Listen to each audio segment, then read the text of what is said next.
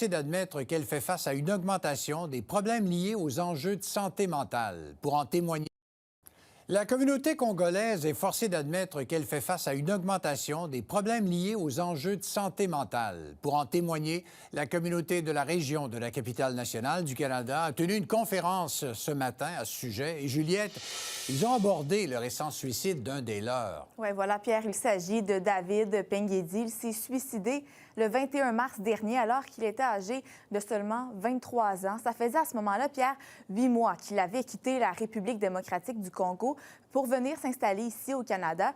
C'est par la voie d'une lettre écrite que la famille, qui d'ailleurs, je mentionne, réside toujours au Congo à l'heure actuelle, s'est dite, et on le comprend, choquée, bouleversée par la mort de leur fils. Pour leur venir en aide, la communauté de la région de la capitale du Canada a lancé, Pierre, un GoFundMe dans le but d'amasser 20 000 $ et le montant servira, entre autres, à financer les obsèques du jeune Congolais.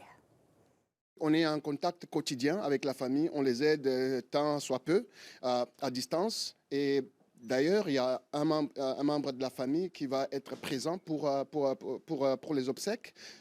Et les autres, il y a la difficulté administrative qui va faire en sorte qu'ils ne seront pas là. Malheureusement, ils doivent leur fils sera enterré sans leur présence. Ça fait très mal.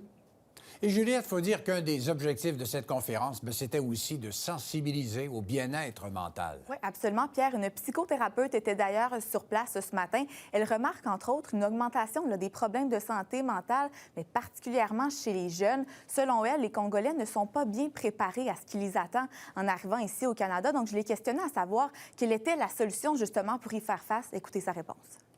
C'est important de leur dire toute la vérité. C'est comme, j'ai l'impression qu'on leur offre juste le diamant. C'est comme, OK, c'est beau là-bas, c'est beau là-bas, c'est beau là-bas. Mais on ne les apprend pas qu'au Canada, là, tu vas aller travailler. Au Canada, tu vas te réveiller le matin pour aller à l'école.